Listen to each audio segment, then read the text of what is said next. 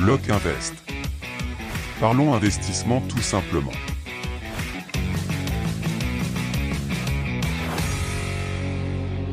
Salut et bienvenue sur ce nouveau podcast de Lock Invest. Moi c'est Thomas, je suis investisseur immobilier depuis 2013 et ancien militaire.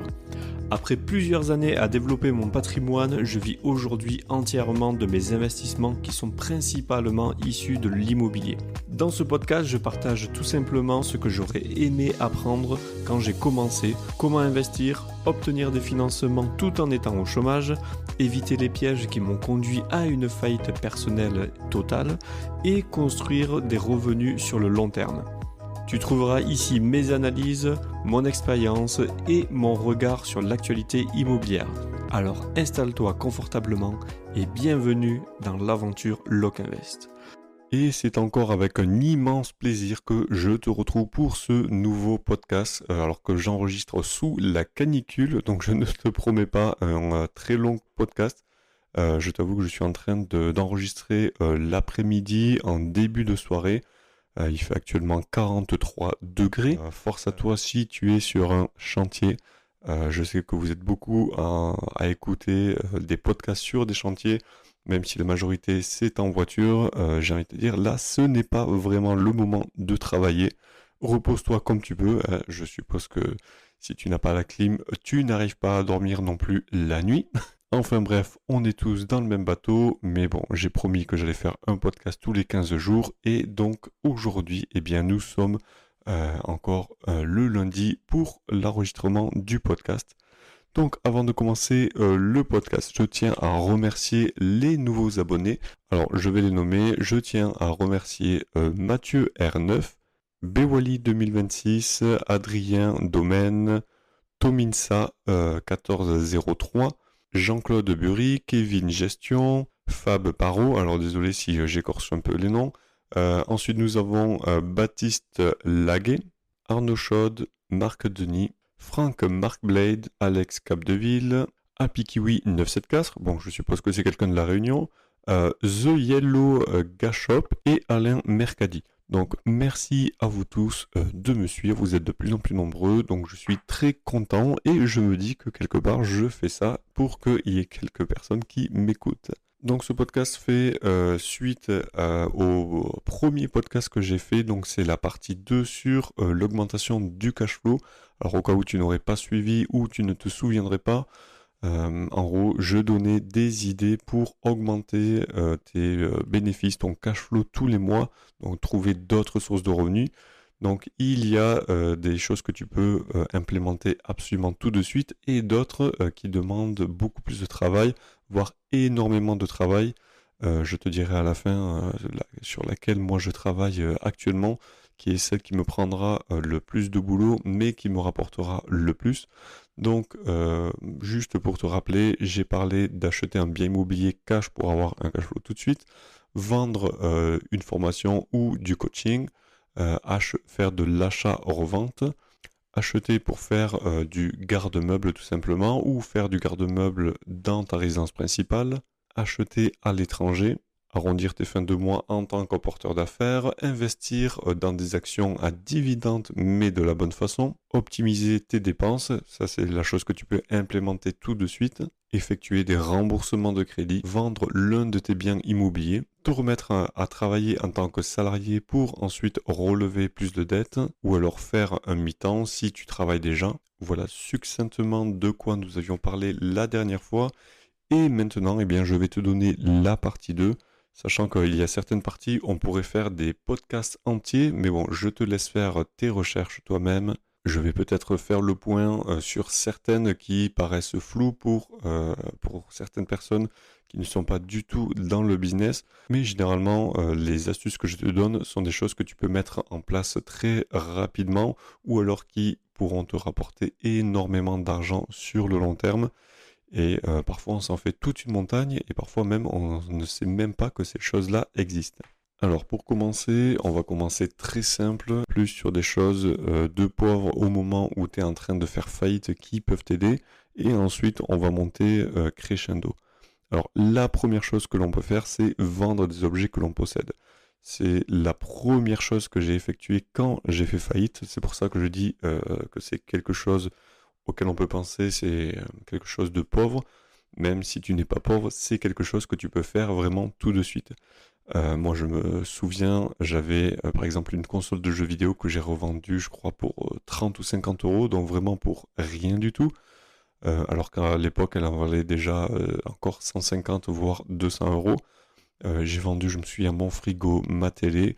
Le jour où j'ai fait faillite, c'est le premier réflexe que j'ai eu. Je me suis mis à vendre la totalité de ce que je possédais. Donc la totalité de ce que je possédais dont je n'avais pas besoin.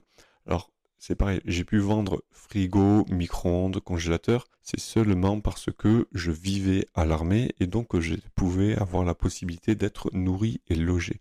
Donc je mangeais le midi à l'ordinaire. Alors l'ordinaire c'est en gros c'est le restaurant de l'armée si tu ne connais pas, c'est une sorte de self. Donc je mangeais le midi à l'ordinaire, je me gardais une pomme pour le soir et le soir je ne mangeais que une pomme. Donc quand j'ai fait faillite, la première étape, la première chose que j'ai faite, c'est j'ai dit à tout le monde ok je vends tout ce que j'ai pour rien du tout. J'avais vraiment besoin absolument d'argent pour pouvoir payer mes crédits et donc la première chose que j'ai faite c'est de vendre des objets car ma solde payait les crédits, mais ensuite je n'avais pas assez pour me nourrir et me déplacer. Donc en fait la vente d'objets me servait à me nourrir, avoir quelques petits extras pour pouvoir, on va dire, souffler un petit peu et payer le carburant pour pouvoir avoir la possibilité de rentrer chez moi. Donc énumère tous les objets que tu possèdes. Alors si tu es minimaliste comme moi, ça va être très rapide. Mais si tu ne l'es pas et que souvent en fait tu rends compte des objets que tu n'utilises pas depuis 6 mois, 1 an, si je parle de une année, c'est pour les vêtements, imaginons que tu ne vas pas utiliser durant l'hiver, tu vas les utiliser l'été et inversement. Donc tu attends une année complète et tu te rends compte des objets que tu n'utilises pas. Et parfois on se rend compte qu'on n'utilise plus du tout certains objets mais qu'on les garde. Il vaut mieux que tu vendes un vêtement à 1 euro plutôt que de le garder pour finir par le jeter dans 10 ans. D'un côté, il t'encombre ton armoire et il t'encombre ton esprit. Donc c'est pour ça aussi que moi que j'ai décidé d'être minimaliste. Alors j'ai toujours été plus ou moins. Je ne prends que des objets de qualité que je garde sur le long terme et tout ce que j'ai en trop, je m'en débarrasse le plus rapidement possible. Alors soit je les donne et durant les crises, je les vends. Donc j'espère ne pas refaire de crise, je touche du bois, mais si tu es vraiment en manque d'argent, fais la liste de tous les objets qui te manquent et ensuite tu leur fais une valeur extra basse pour savoir, en fait, pour faire en sorte à ce qu'ils se vendent extrêmement rapidement et ensuite tu les vends. Tu vas très vite trouver des preneurs. Si tu vends des objets qui valent 10 euros à 1 euro, tu vas très vite les vendre, tu vas très vite te faire de l'argent. Alors peut-être que tu vas ne pas t'en faire beaucoup, mais c'est toujours mieux que de les garder. Ensuite, si tu as des objets chers que tu ne veux pas vendre, tu peux aussi te mettre à les louer. Il y a plein de sites qui existent pour ça. Surtout si tu as du matériel de jardinage, ça ce sont les choses qui marchent le mieux, ou du matériel de nettoyage comme du Karcher. Moi je sais que j'ai du matériel professionnel que j'utilise dans ma société qui me sert par exemple à nettoyer l'extérieur des maisons, à nettoyer les gouttières. C'est du matériel qui vaut assez cher donc, et qui est vraiment de qualité, donc je veux le garder. Mais c'est le genre de choses que tu peux te mettre à louer. Donc tu peux louer ça, comme tu peux louer par exemple tes déplacements quand tu fais du Blablacar par exemple. Quand j'étais à l'armée, je me souviens, je me faisais à peu près 1200 euros de location rien que sur les trajets que je me faisais. Donc ça me payait la totalité du carburant pour l'année. L'esprit derrière tout ça, ce n'est pas vraiment de s'enrichir, c'est vraiment d'arrondir ses fins de mois. Évidemment, si tu gères une entreprise, ta plus-value ne sera pas là. Tu ne vas pas attendre quelqu'un pendant 30 à 45 minutes pour aller le déposer quelque part, alors que tu gères une entreprise et que ta plus-value à l'heure, et je dis n'importe quoi, est de 300 à 600 euros de l'heure. Si ton taux horaire c'est ça, évidemment, tu ne vas pas t'embêter à faire du Blablacar ou arrondir tes fins de mois. Là, c'est vraiment si tu es dans une étape ou dans une optique d'optimisation des dépenses et que tu as vraiment le temps de faire tout ça. Donc là, on est vraiment dans du gagne petit. C'est comme l'immobilier, quand tu fais la location, c'est le parent pauvre de l'immobilier. Eh bien là, c'est un peu la même chose. Ensuite, on monte d'un cran. Tu peux investir, si tu as un peu d'argent, sur des sites comme Brix, alors pour pas les nommer, parce que c'est l'un des rares que je connaisse. Tu peux investir par exemple sur Brix, sur des financements ou pour financer des gens. Donc en gros, là, c'est ton argent que tu fais travailler et non pas l'allocation des biens que tu as achetés, même si les deux fonctionnent très bien. Alors moi, je ne suis pas forcément fan de ce type de choses, mais ça convient à beaucoup de personnes. Mais vraiment, si tu t'y connais dans l'immobilier, c'est vraiment l'une des dernières options. C'est comme l'achat de SCPI. C'est l'une des dernières options. Si tu peux avoir du financement bancaire, je te dirais d'éviter là-dessus. Mais bon, imaginons que tu veux arrondir tes fins de mois, sachant que de mémoire, j'ai un associé qui a fait ça. Il m'a dit que les fonds sont bloqués pendant 1 à 2 années, donc il ne faut pas que tu aies besoin de l'argent tout de suite. Donc le principe, il est très simple. Tu vois sur la plateforme des biens qui ont besoin d'être financés et tu as un rendement de environ 7 à 10% si tu prêtes ton argent. Donc imaginons, tu prêtes 1000 euros, ça veut dire que tous les ans, la personne, tant qu'elle ne t'a pas remboursé le capital, devra te donner 10%, donc devra te donner 100 euros tous les ans par rapport aux 1000 euros que tu as donné. Donc si tu donnes 10 000 euros, ça veut dire que tous les ans, elle est censée te donner 1000 euros. Si elle rembourse 5000 euros, ça veut dire que tous les ans, elle devra te donner 500 euros jusqu'à arriver à zéro. Donc généralement, ces gens-là remboursent très rapidement les crédits. Ce sont souvent des achats-reventes, sachant que ce sont des personnes qui n'arrivent pas forcément à se faire financer par la banque, ou alors qu'elles veulent avoir un financement extrêmement rapide, sachant que tous les biens qui sont en dessous de 100 000 euros sur ce type de plateforme sont financés en moins d'une journée. Donc en quelques heures, en tout cas au moment où j'enregistre ce podcast, c'est les retours que j'ai eu de mon associé qui a apparemment des investissements programmés où tout l'argent en fait qu'il a, tous les bénéfices qu'il reçoit, il a des critères de recherche où tous les biens qui sont en dessous de 100 000 euros sont automatiquement réinvestis sur ce type de biens. Donc autant te dire que si tout le monde fait la même chose sur ce type de critères, ça veut dire que tous les biens sont financés extrêmement rapidement. Et alors ça ne marche pas à chaque fois. Il y a certaines personnes qui n'arrivent pas à rembourser, donc ça finit en procès. La compagnie, donc du coup la plateforme a des avocats, suit au niveau des tribunaux comment se déroule l'affaire et fait en sorte de tenir informés les investisseurs où en sont les étapes. Donc dis-toi que ça ne va pas forcément fonctionner sur la totalité des biens que tu finances, mais il faut prendre ça en compte, et si tu vois que tu es bénéficiaire, eh bien dis-toi que ça peut valoir le coup. Alors attention, c'est pas de l'argent, comme je t'ai dit, avec lequel tu pourras vivre tout de suite.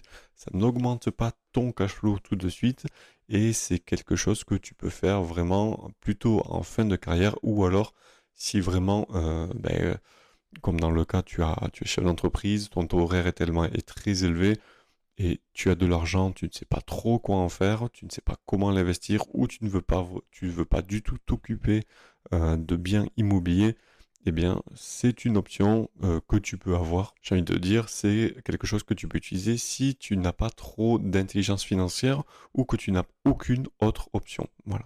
Ensuite, on passe le cran au-dessus. Au lieu d'investir dans Brix, tu peux être celui qui demande les financements parce que tu as un projet encore plus rentable. Donc, c'est le cran un peu au-dessus. Donc, tu demandes un financement sur Brix sur un bien immobilier que tu as trouvé. Donc nous, c'est l'une des options que l'on a avec mes associés. Alors, je l'ai déjà raconté sur les précédents podcasts, on a actuellement, nous, un bien immobilier que l'on peut acheter 200 000 euros, que l'on peut revendre 6 mois plus tard à 350 voire 380 000 euros au prix marché sur Paris.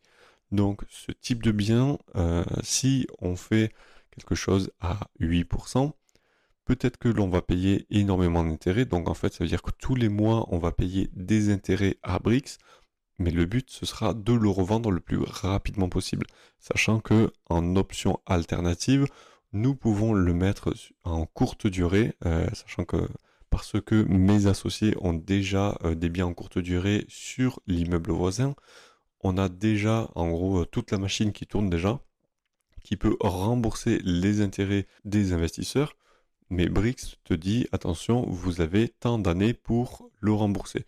Donc en gros, tu déposes ton dossier à Brix, ils veulent savoir l'historique des investisseurs, le patrimoine immobilier, et tout ça devient plus ou moins public pour les financeurs. Et une fois que tu as posé ce dossier, si il est accepté par Brix, eh bien, on va te dire, alors c'est une négociation, ça peut être 7% minimum d'intérêt, mais généralement, ils sont très rarement en dessous de 8% quand ils affichent les biens immobiliers sur leur site. Donc, imaginons qu'on demande le financement, on se présente, nous disons, très bien, nous avons un bien de 100 000 euros, nous comptons le revendre à 350 000 euros, sachant que le prix du marché est à 380. Après les travaux, il n'y a pas beaucoup de travaux, il y a à peu près 3 mois de travaux. Nous pouvons le mettre en courte durée pour rembourser les intérêts tant que nous n'avons pas réussi à le revendre. Nous avons un apport environ, je dis n'importe quoi, nous avons 100 000 euros d'apport. Donc nous demandons un financement de 100 000 euros. Et les travaux, nous les finançons nous-mêmes. Ça veut dire que tous les ans, nous devons à 8% du coup donner 8 000 euros à Brix. Donc si on arrive à le revendre dans les 6 mois, donc si nous arrivons à retrouver l'acheteur au moment de l'achat, eh bien ça veut dire que nous dépensons que 4 000 euros pour faire cette opération. Alors, plus l'apport que nous avons, mais de fonds perdus, ça nous coûte réellement 4 000 euros avant la revente, autrement dit l'acte final. Et donc c'est ce que vont récupérer les investisseurs. Voilà un exemple du niveau du coût au-dessus, donc se faire financer par Brix en déposant un dossier. Donc évidemment, je ne vais pas dans le détail, il y en a d'autres. Le plus connu, c'est celui-ci. Donc tu feras tes propres recherches. Je pense que c'est très intéressant pour les gens qui n'arrivent pas à se faire financer, sachant que nous avons les taux d'emprunt immobilier qui sont en train d'augmenter. Donc si ils augmentent environ à 5%, donc actuellement nous sommes à 3,80 sur 20 ans, mais au-delà de 5-6%, le jour où nous allons y arriver, et je pense personnellement que nous tendons vers cette augmentation, eh bien ça va valoir le coup d'aller sur ce type de produit où ils te proposent du 7% parce que l'un dans l'autre, tu peux te faire financer beaucoup plus rapidement si tu as de bons antécédents immobiliers, que tu arrives à les convaincre. Ça veut dire que le jour où le bien est sur la plateforme, si comme nous tu finances la moitié du bien immobilier, tu sais que dans l'heure tu te fais financer. Pour les biens qui sont à 200, 300 000 euros, 1 million d'euros, ils se font financer, mais tu regarderas sur la plateforme, ils durent beaucoup plus longtemps. Alors, pas énormément, mais assez pour que tu aies le temps, toi, d'investir dessus. Donc, c'est des projets différents, c'est à voir, toi, ce que tu préfères, et tu feras toi-même ton choix. Donc, je ne suis pas inquiet, tu arriveras à faire tes recherches toi-même là-dessus.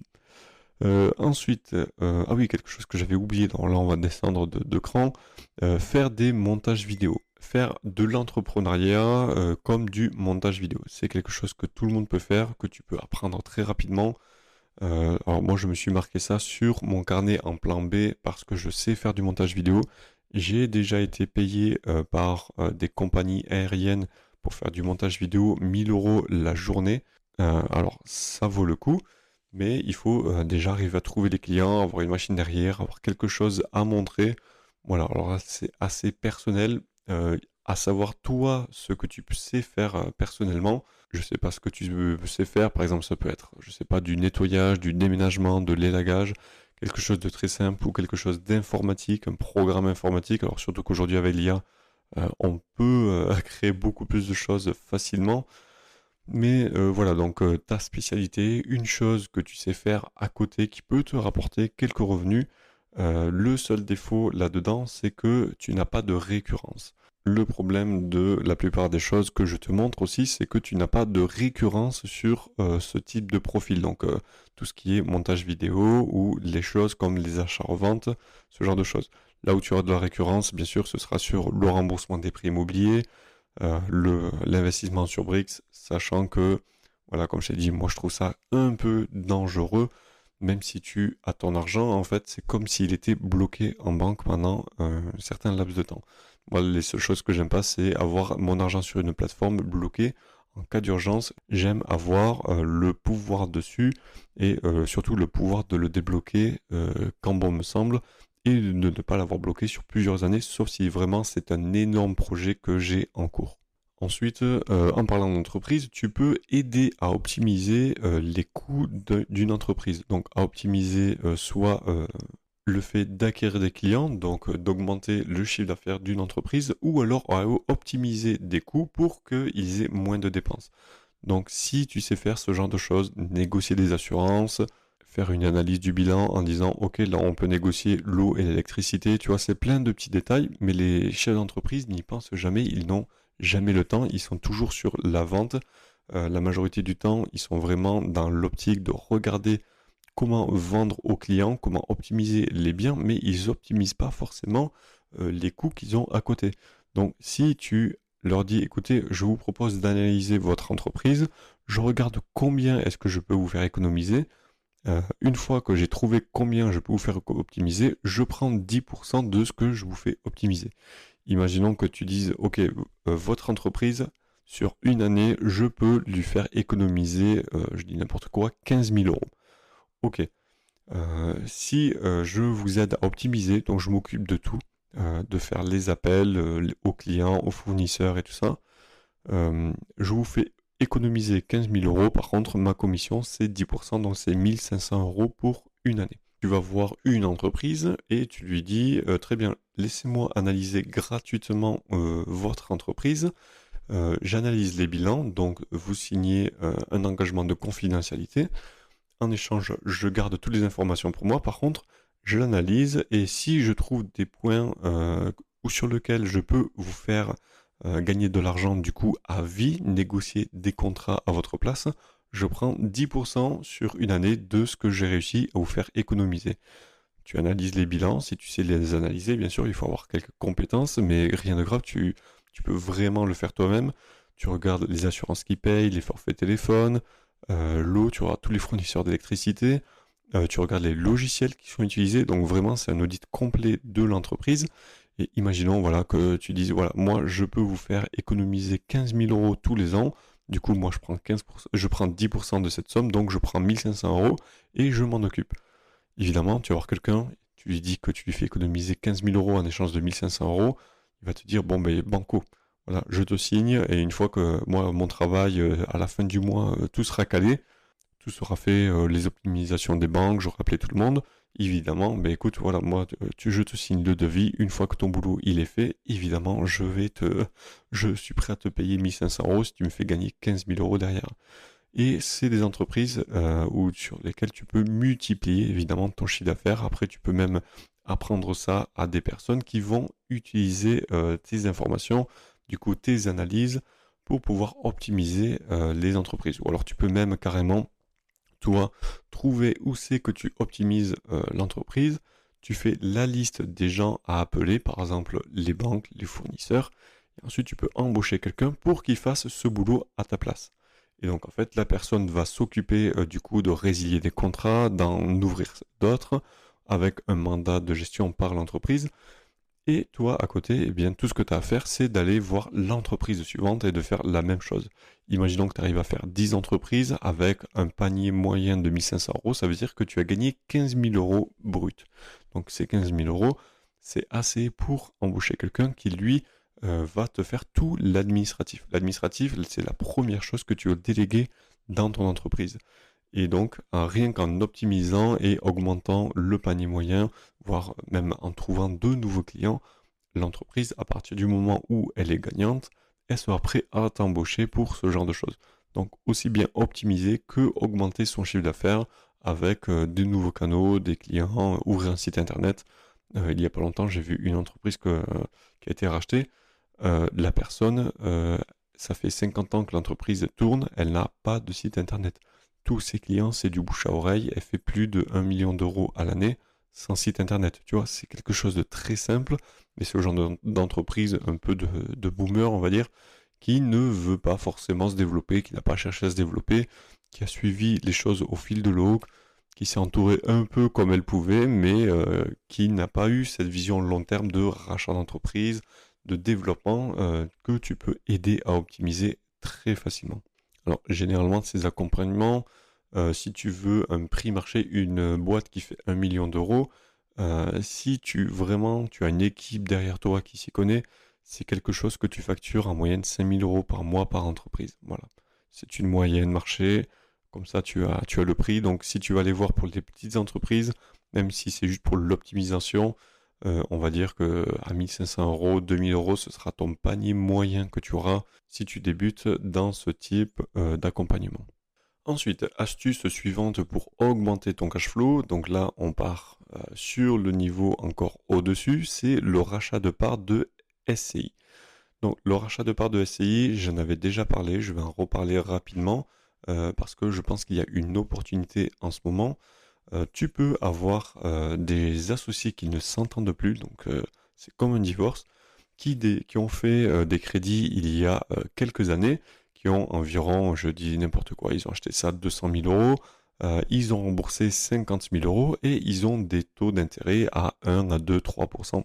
Donc ils ont des taux d'intérêt très bas, mais la société, en fait, si tu fais l'actif moins le passif, c'est-à-dire les 250 000 euros, donc c'est ce que vaut l'immeuble, moins ce qui a été remboursé, les 50 000 euros, donc c'est-à-dire qu'il reste 150 000 euros de prêt. Donc la société vaut officiellement 50 000 euros.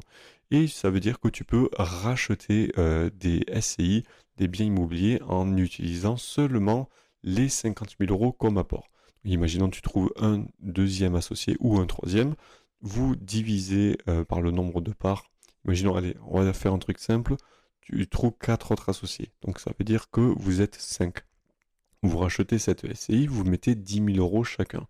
Eh bien, félicitations, en mettant 10 000 euros chacun, vous avez une SCI qui a un immeuble de 200 000 euros. Voilà comment augmenter tout simplement ton cash flow. Tu peux acheter des fois des SCI qui valent vraiment le coup, qui ont vraiment du bénéfice tous les mois. Et en plus de ça, tu évites les frais notariés. Donc tu vas avoir des frais d'environ 1 500-2 000 euros pour tout ce qui concerne les frais comptables. Le seul endroit où ça peut bloquer, c'est pour les garanties. Mais si tu trouves 4 amis qui vont s'amuser à racheter les parts, que la banque elle passe, imaginons, de 3 associés à 5, pour peu qu'il y en ait certains qui aient moins de 30 ans, qui soient plus jeunes, eh bien la banque, elle sait qu'elle va retrouver son argent, elle va diminuer le risque. Donc, si les garanties, ce sont les cautions personnelles, le seul moyen en fait que tu puisses racheter la SCI sans problème, c'est d'avoir cette fameuse caution personnelle qui soit acceptée par le banquier. Le prêt est déjà fait, donc tu n'as pas besoin de demander ce fameux prêt. La SCI déjà tourne toute seule, le prêt tourne dans la SCI, elle est remboursée par les loyers, c'est juste que les garanties sont généralement à 100% sur les têtes des associés. Là, il faut que ce soit à 100% sur la tête des nouveaux associés. La banque peut refuser si elle trouve que les nouveaux associés ne sont pas assez qualitatifs ou ne sont pas assez nombreux. Eh bien, c'est quand même quelque chose auquel tu dois penser. Nous, c'est quelque chose que l'on a failli faire avec mes associés. On ne s'est pas entendu sur le prix. Les vendeurs ont voulu revendre un bien immobilier qui était au prix marché à 300 000 euros. On allait leur acheter du coup au comptant, au prix du coup presque net. Alors il était à 312 000 de mémoire. On a dit écoutez, à 300 000 euros net sur vos comptes, vous allez recevoir ça comme argent. Nous, on vous propose ça comme argent. On ne s'est pas mis d'accord sur le prix parce que l'argent qu'on leur a proposé, ils pensaient que c'était l'argent que l'on allait payer hors impôt. Donc on allait payer des impôts supplémentaires qu'ils allaient payer sur l'argent qu'ils allaient recevoir. Donc pour faire simple, c'est comme s'ils allaient recevoir l'équivalent de 400 000 euros au lieu de 300 000 euros. Donc on ne s'est pas entendu évidemment sur le prix et quelqu'un d'autre a fait une offre au prix derrière quelques mois plus tard, mais nous on avait déjà dit non.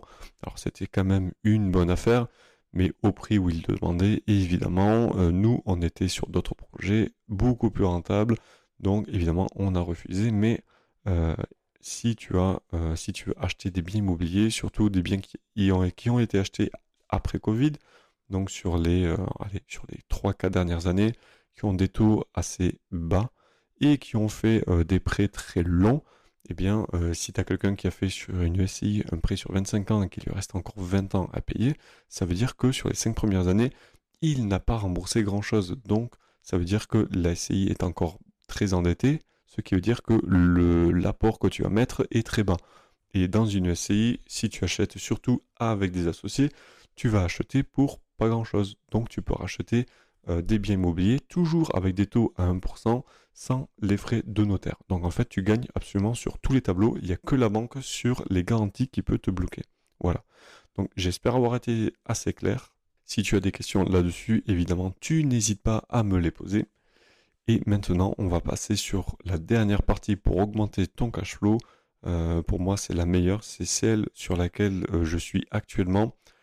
Celle qui peut te rendre littéralement millionnaire en très très peu de temps. Il s'agit du rachat d'entreprise. Donc là, actuellement, on parle beaucoup des boomers qui, soi-disant, vont mourir. Du coup, le marché immobilier va s'effondrer. Bon, j'y crois pas du tout, parce que tu ne peux pas savoir quand est-ce que les gens vont mourir. Mais ce que je vois, moi, derrière ça, c'est que on a eu énormément de gens qui partent à la retraite actuellement, qui ont des entreprises qui font de très beaux chiffres d'affaires, qui font en moyenne 1 million d'euros de chiffre d'affaires, qui ont un EBE d'environ 150 à 300 000 euros. Donc l'EBE, si tu ne vois pas ce que c'est l'excédent brut de trésorerie. C'est l'argent en gros qui te reste à la fin, qui va être imposé, qui reste dans l'entreprise, que tu n'as pas utilisé. Donc après les salaires, après tout ce que tu as acheté, après en gros les actifs, les passifs, c'est le cash qui te reste dans l'entreprise où tu peux décider d'en faire ce que tu veux. Et le BE retraité, c'est en gros c'est l'excédent brut de trésorerie que tu as une fois que le salaire des dirigeants sont enlevés.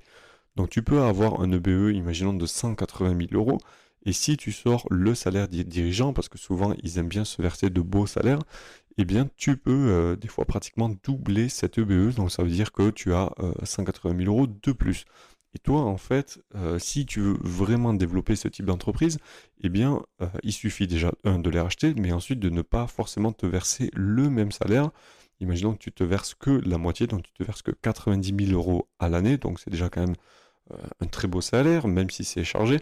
Eh bien, ça veut dire que tu augmentes aussi les investissements dans l'entreprise. Quand tu arrives sur des entreprises qui sont vendues parce que les personnes partent à la retraite, ce sont des choses qui valent le coup. Parfois, tu as même des entreprises qui sont vendues à 1 euro symbolique parce que ça coûte moins cher aux dirigeants de vendre son entreprise pour 1 euro plutôt que de la fermer. Parce que si tu fermes ton entreprise, eh bien, ça va te coûter de l'argent.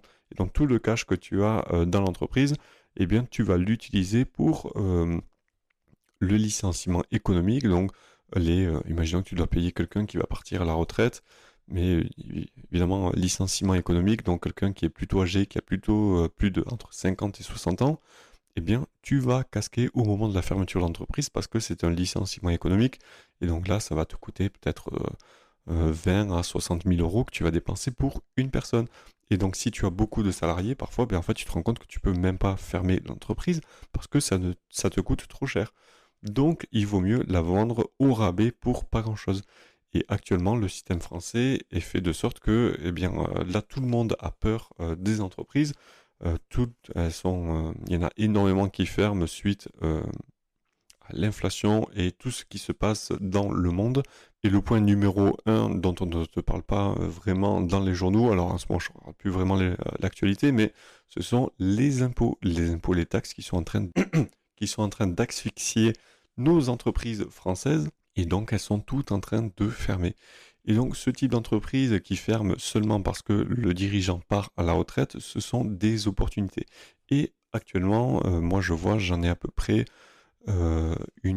je dirais 10 par semaine que je trouve qui sont vraiment viables. Alors là actuellement je fais des visites. je ne vais pas parler forcément des projets en cours, mais sache qu'il faut que tu sois assez réactif. Si tu es un bon chef d'entreprise, il faut que tu sois assez réactif pour les rachats. Alors, tu peux être mauvais, tu n'es pas obligé de connaître vraiment le boulot. Imaginons que tu achètes, je dis n'importe quoi, un routier, tu n'es pas obligé d'avoir le poids lourd pour racheter une entreprise comme ça. Ou tu rachètes une entreprise de téléphonie, tu n'es pas obligé de savoir construire des téléphones pour racheter ce type d'entreprise.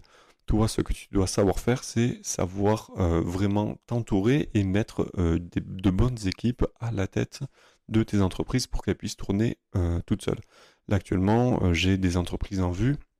Il y en a une, le patron actuel travaille un jour par semaine dans son entreprise. En fait, il vient un jour par semaine.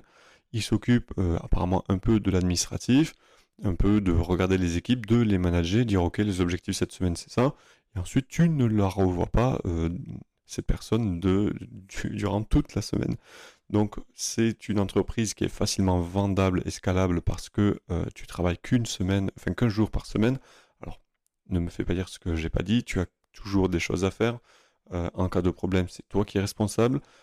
Mais avant d'en arriver là, il faut savoir quand même où c'est que tu mets les pieds, avoir de bonnes équipes, avoir des équipes avec un nombre suffisant de salariés au cas où tu as des arrêts maladie, que tu aies des personnes qui peuvent remplacer d'autres pour ne pas revenir toi à la tête de ton entreprise, mais dans la tête dans le guidon au lieu du mode dirigeant. Alors au début, au lancement, tu es obligé d'être vraiment sur place.